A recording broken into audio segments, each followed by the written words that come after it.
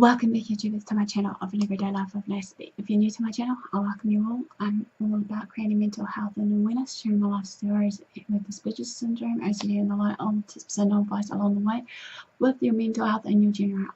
As you know, basically, at this point of time, there is a lot of people going on the bandwagon with the vlogs in 2017 with their own take on it and whatnot, and I'm hoping to join them regardless if it's the 25 days or the whole shebang of it. Or if not, it might be 12 days, but just keep an eye out anyways, and hopefully when saying that you're enjoying some of them anyway, smash the like button. If you are, just feel free to comment below. So also, I want to just challenge you all right now, and before I begin this next part of my vlog right now is, you know, especially for autistics or just people in general, that when they feel nervous, how do they go about basically some family gatherings during the holiday season, be it Christmas, Thanksgiving, or whatever. Feel free to comment below and actually share these amongst us and whatnot, so that we can hopefully learn from each other. So this is obviously is going to be another hopefully vlogmas one. It's how to attend family gatherings when you're autistic.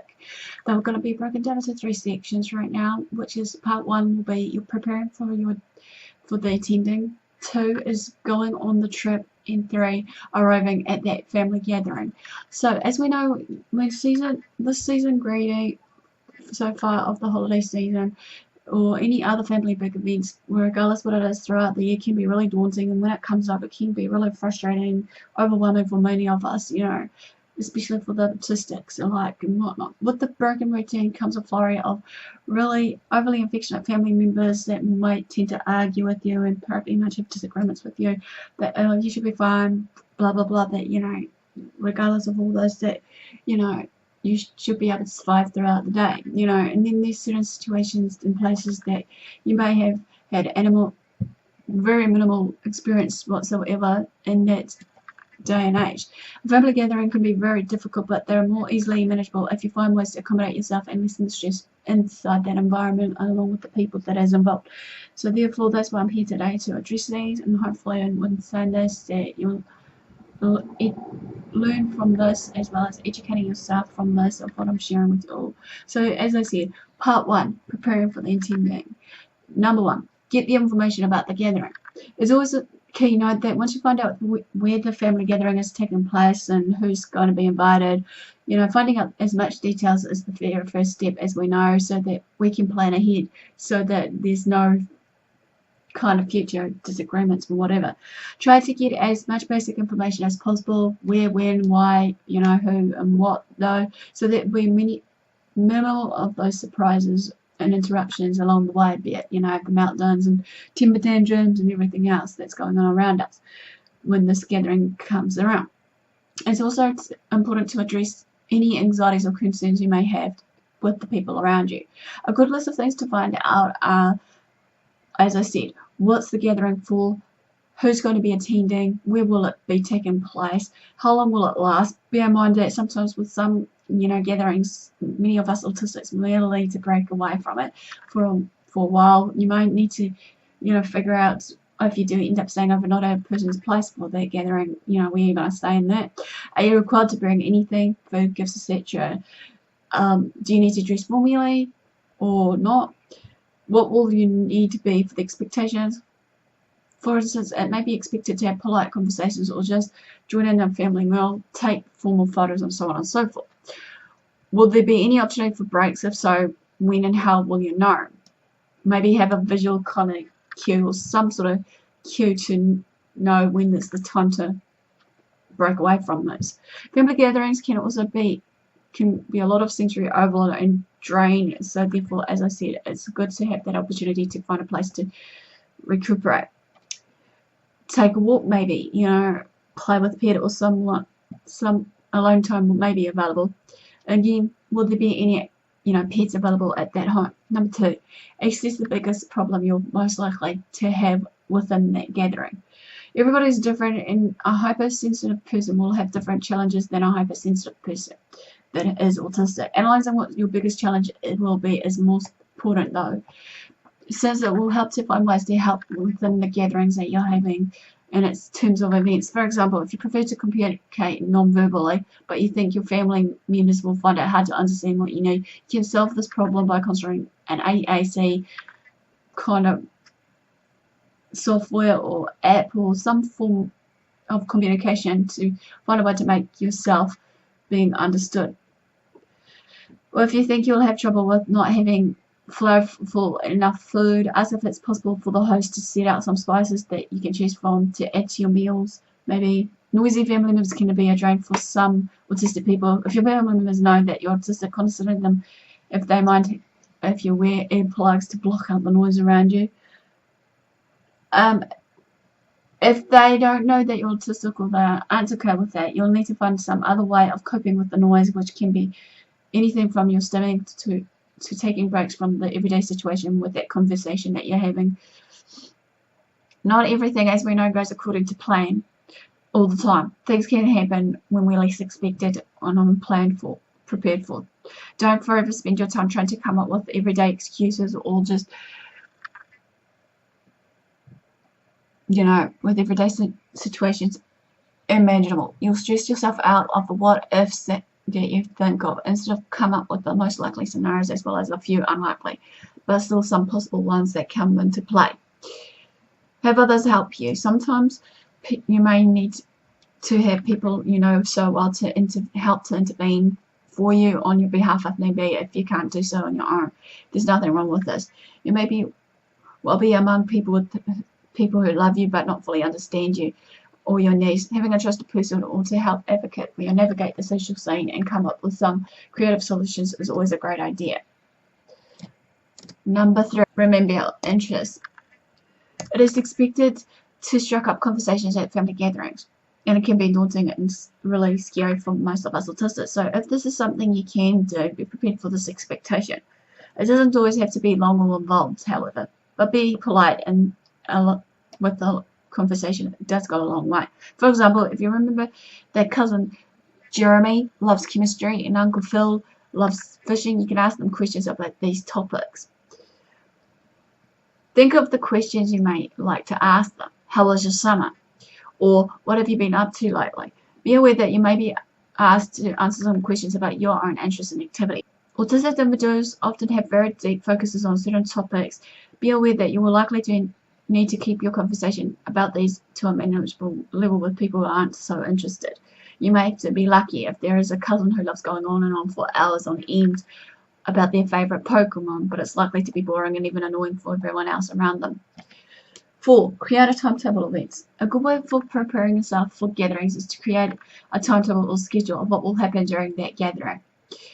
The earlier the better, they reckon, as well as by visualizing what will happen and preparing yourself for the course of term of events. The break in routines won't seem as daunting anymore since you'll know what will happen and can prepare yourself adequately for it.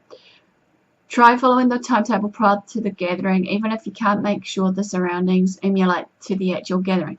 This will then help you adjust and make the break in a routine a less little jarring. Understand plans can change in a social situation. Things are sometimes in a flux. These timetables are subject to change. Unexpected problems like bad weather can change when travel happens, for instance, or some people decide spontaneously to go for a walk.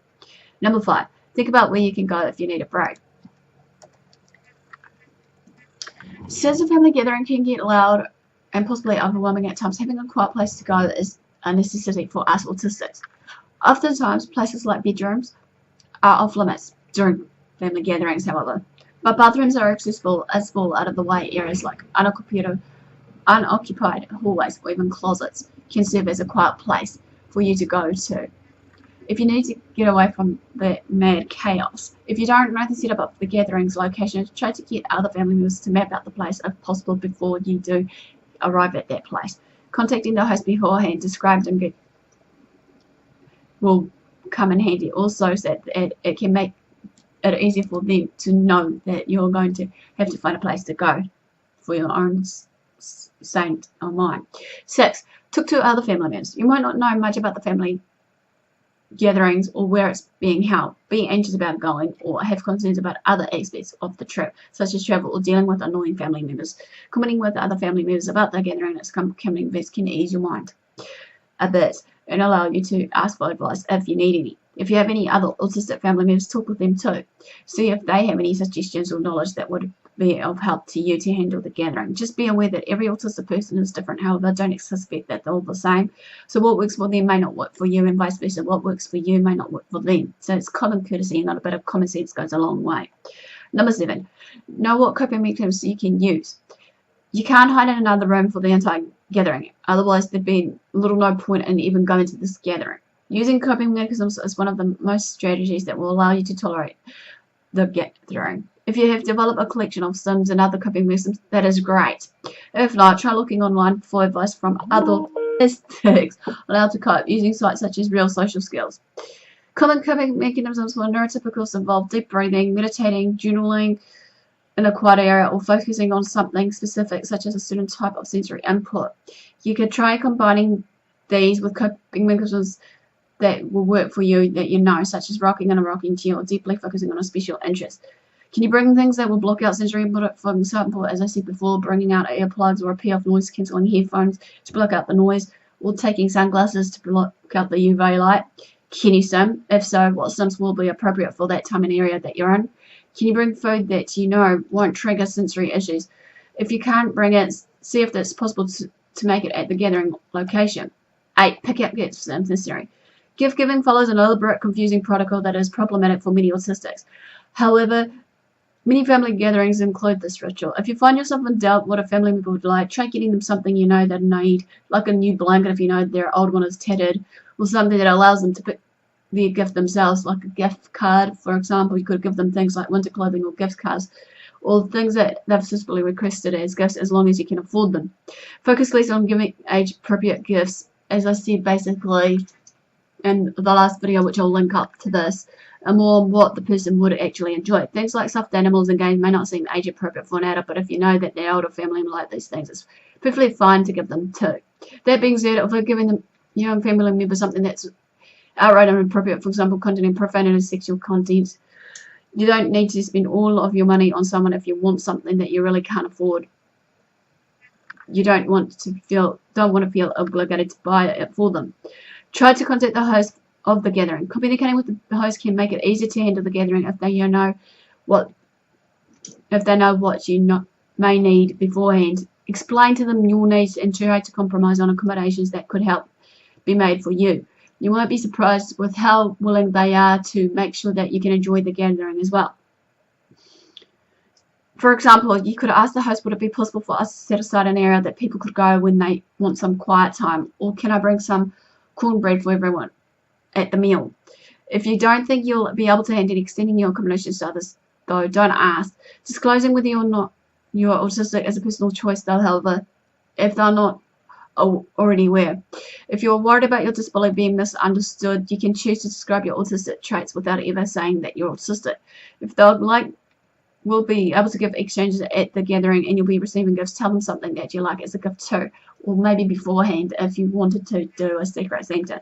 This will make it less likely that you'll end up with something of a gift that you dislike or can't even tolerate. Part 2. The trip is a bad idea for multiple reasons, not just for people of autistics, but everyone involved. You're likely to forget things along the way, get so overwhelmed by how hectic it is, and end up being miserable on the whole actual trip as you are before, during, and after your arrival. Create a schedule for what you need to do and when you need to get it done, and try to accomplish things as early as possible. If it's done early, you don't have to worry about it afterwards. Establish and confirm transport plans, lodging plans, finances, budgets, etc., etc. Plans for meeting up with the family as soon as possible. Be sure to also arrange plans for things going on at home if necessary. For example, if you have any pets, who will take care of them while you're away, and plan for the trip to back home. If you need luggage, pack it at least 2 days before the trip. If you rush packing on the day of the trip, you're very likely to forget something important. 2. Wear comfortable clothing. Many neurotypicals will dress for comfort when going on longer trips, and as an autistic person, this is even more important to address the risk of the sensory overload. Pick up and wear soft clothing you need. Know that you'd be comfortable in for extended periods of time, such as cotton clothes, hoodies, or possible sweatpants. Avoid stiff formal clothing. Take the trip as an excuse to kick off your shoes if shoes are uncomfortable while you'll be sitting in the car plane, right? You don't need to wear them if you're not walking around. If you have sensory problems that cause clothing to be uncomfortable, avoid clothing that will cause you to to be distressed, even if the trip is very short. Avoid clothing with tags, clothes that rumple, and clothes made of any material that you may not like. 3. Have things to occupy yourself during the trip. If you're a passenger on a trip to the gatherings, you most likely don't want to be staring out the window of a car plane for the entire whole ride. Having options that don't involve talking to others are important, especially if social interaction will wear you down really quickly. You can bring things like novels, colouring books, puzzle books such as Sudoku, or electronics to keep yourself busy. Keep these as well as some tools that are easily accessible at all times.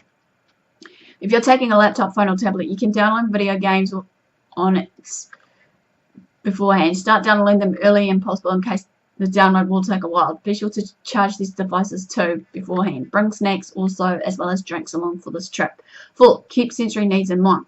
Most trips require sitting in a moving vehicle of some sort of extended periods of time, which can then have its drawbacks on both hypersensitive and hypersensitive people. A hypersensitive person may become motion sickness, while a hyposensitive person may not have enough stimulation and start getting bored easily. Find ways to accommodate their sensory needs to make sure that the trip can be less of a struggle for you. If you're hypersensitive, find ways to avoid car sickness or e-sickness and ways to keep yourself from getting dizzy during the trip. Bring earplugs or headphones if you're going on a plane trip to block out the sound of the plane engines, or if you're just going on a trip with potentially noisy passengers. If you're hyposensitive, bring things that will fulfill your sensory needs, which can then be anything from your stuffed toys to electronics. Be respectful of others though. Wear headphones when listening to music or other sounds. Don't bring bright or flashing devices, and avoid humming loudly or stimming in ways that will invade other people's personal space and privacy. Respect that space. Don't reach into someone else's personal space, and don't kick someone else's seat. 5. Try to avoid driving. Driving requires a lot of focus on several different things at once, and it can be very draining, especially if you'll be driving for several hours on end. While driving, you might not be able to completely be avoidable. If somebody else can drive, ask them to do so in order to save you energy for the gathering. If you do have to drive, take breaks in between when you need to avoid the overloading yourself or getting tired in the car. 6. Plan accordingly for air travel. Plane rides are noisy and can be quite stressful, which makes it important to take steps to negate the stresses. Wearing headphones, as I said, during the plane ride can work if you're really sensitive to noise, but there's more to air travel than just the flight. You'll need to prepare yourself for getting through the airport, which can be quite hectic during the holiday seasons and during the waiting times. But as well as that, new sensory input will be there. Keeping your sensory needs regulated and stimming is crucial to getting through the airport, but there are ways to make screening easier too. Consider wearing a medical bracelet or ID so that you don't need to explain everything to security officers, and script out a quick explanation such as, I'm autistic and need to be told before somebody else touches me. Consider wearing if you alert the security officers at the TSA that you're autistic disabled, you can discuss with them the ways to make screening processes easier, and you will not be separated from anyone that you might be traveling with. You can also use the special needs line. If you're part of the TSA pre-check, you will have to access to a shorter line, and you will also need to be required to remove your shoes, belts, etc. However, it can take time to be able to get access to this pre-check lines. Prepare yourself for the possibility of additional screening. People are randomly selected for additional screening, and there's a possibility that you might be picked to undergo this. It's important to communicate your needs to the TSA staff so that they know and can do what they can to help you through this. Prepare for the time you'll need to spend at the airport too, especially if you need to deal with the long layovers. Delays at the airport are also quite common, so be sure to have things to occupy yourself in case of delay. 7. Make sure you'll be able to eat. If you get hungry, you may get stressed and you're prone to sensory overload, shoutdowns and meltdowns. Ensure that you have time to eat while traveling. It may help to pick some snacks in case you can't get to a restaurant in time when you're hungry. 8. Leave early. You don't want to be rushing around to get to the gatherings in time. This is also important because you're likely to stress you out and will give you no time to unwind from the trip afterwards. Leaving early allows you to take more time to get there, and actually recommended for plane trips since airport security can take quite some time. Allocating extra time for breaks during the trip is only possible if you have the time. Last but not part 3, attending the gathering. 1. Relax as much as you can on the evening and morning before the gathering. This will help you be at your best later on. Try taking a warm shower engaging into your special interests, reading a good book, swinging, doing other sensory-friendly activities for yourself and other things that you enjoy. Pamper yourself while you can. Rest and have some fun. And stay positive and relaxed. 2. Choose clothing that you're comfortable within the appropriate boundaries. The typical fancy or dressy attire that's common at many holiday gatherings can cause a lot of distress for autistic people with sensory issues. However, many families prefer that people dress nicely for family gatherings, which can make clothing choices difficult. If you can talk to the host ahead of time about it, do so. If not, pick out the clothing that you feel you can wear comfortably. Don't wear clothes with stains or rips or clothing that's dirty. It's generally not considered socially acceptable. Check with your host on what would be appropriate. Formal clothing may not always be necessary. Some families may be able to open presents in pajamas, so it's okay to wear flannel pants. The wedding host may be able to have you dress in informal clothing. If what you're wearing is both comfortable and looks nice, that's great. But if you can't wear fancy clothing and be comfortable at the same time, don't force yourself to wear it. Some families wanted to take family group photos and have everyone looking nice in these photos. If your family involves that, then bring or even borrow a nice outfit. 3. Arrive early. If the family gathering is not being hosted where you live, do your best to arrive early to the gathering. By arriving early, this will allow you time to orientate yourself within the house, find a quiet area that you could use to take breaks and talk with the host without struggling to hear the noise or any other interruptions from family members. 4. Talk with the host as necessary. If you haven't talked with the host before arriving at the gathering, or even if you have, now is the time to talk to them. After greeting them, try to ask them about anything you may need, whether it's about where the quiet spot is in their home, or where you should put the bread rolls or gifts, etc., etc. Get the important questions out of the way first, so that you don't end up needing to ask to the point where you get overwhelmed or losing verbal ability. 5. Make your boundaries clear. Family gatherings are often a place where family members want to hug and tell you how much they missed you, or dive into a potentially controversial or upsetting topic. It's important for you to set boundaries and make sure that others know what you're okay with and not okay with. Make it clear to others you're not comfortable, stick to it. If you don't want to be touched, then make it clear. Even if the expense of hurting someone else's feelings, it's okay for anyone not to want to be touched. Redirect conversations you aren't comfortable with. If your family members start talking about politics or religion, for example, and you aren't comfortable with the subject, I'm not comfortable talking about that. Can we talk about something else and change the subject? 6. Stim as much as you need to. You shouldn't be afraid of looking a little different in order to cope with the gathering. Use the stims you have or you need in order to be able to handle the gathering. It's better to look a little odd now and then than to end up having a meltdown or shout down. That being said, avoid extremely loud stims or stims that would be destructive, such as ripping things or knocking your head on the wall. Use stims that won't hurt anything or anyone. If you're concerned about looking strange, or if your family member doesn't know you're autistic, you can try stimming discreetly. 7. Take breaks when you need time.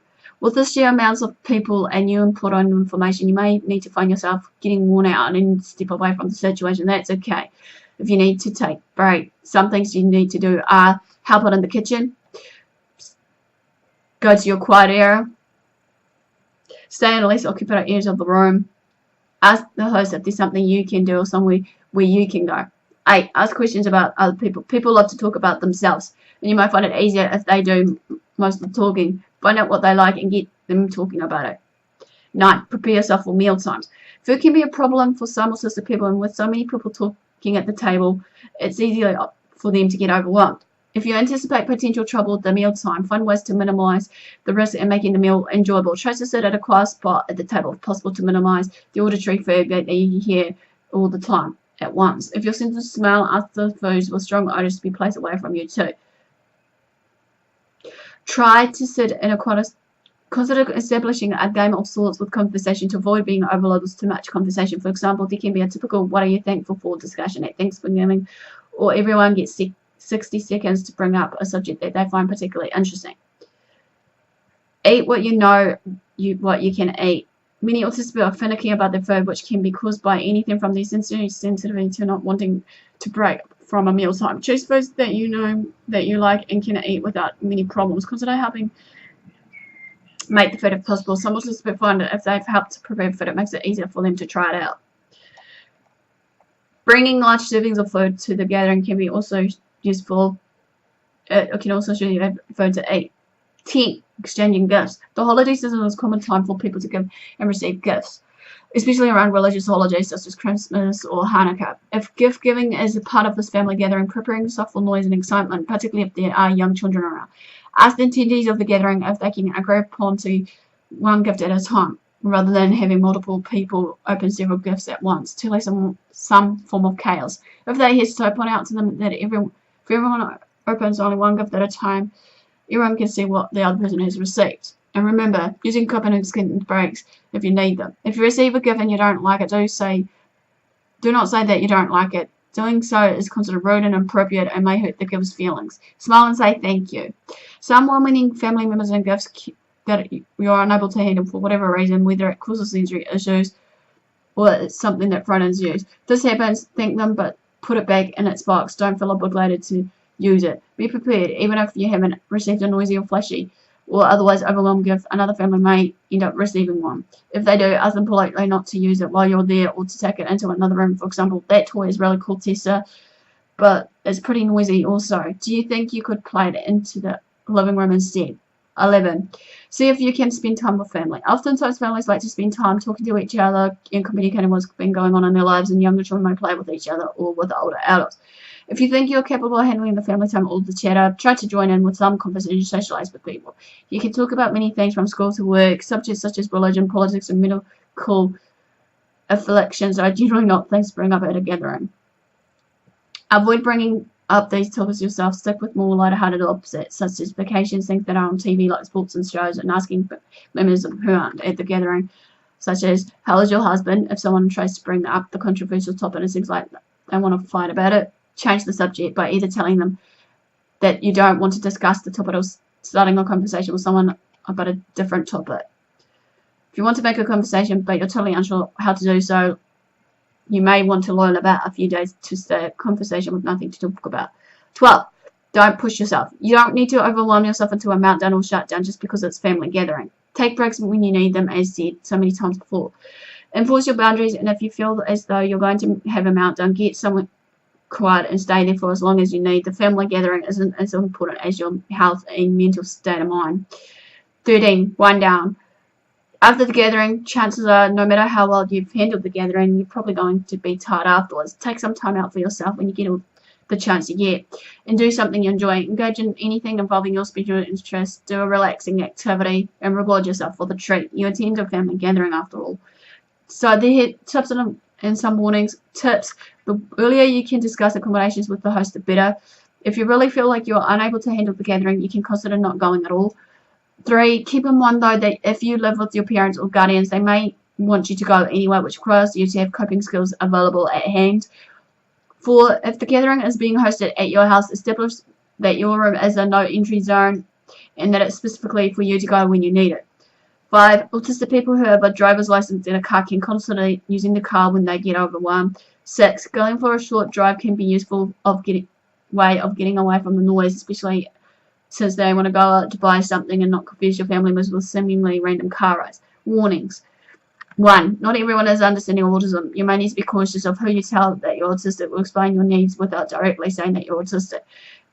Being family is not an excuse to mock, bully, or belittle you. If a family member is intentionally upsetting you by doing so of the things you don't like, such as triggering your sensory sensors, tell them to do so. Well, this quickly ends one based on how to attend family gatherings if you're autistic. Give me the like for thumbs up for support. Comment below. Feel free to share these videos around. And all further ado, guys, thanks for the support. Thanks for watching. Do what you love. Love what you do. Until next time, Aspie signing out. I'll see you again soon. Ciao for now.